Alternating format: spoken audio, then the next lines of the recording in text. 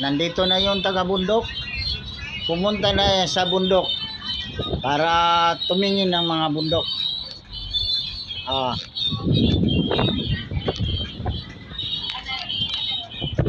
Yung mga ignorante sa bundok, guys, umakyat na dito. Gusto lang makita kung anong klaseng bundok na nandito sa bandang silangan ng Pilipinas. Mikot-ikot lang, guys, yung mga kasama ko para tumingin lang kung ano yung tuktok ng bundok. Lahat dito, guys, bundok. Kaya kung gusto niyo pumunta dito sa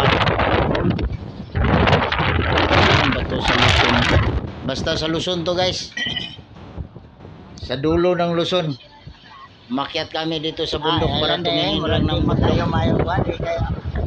Okay, guys.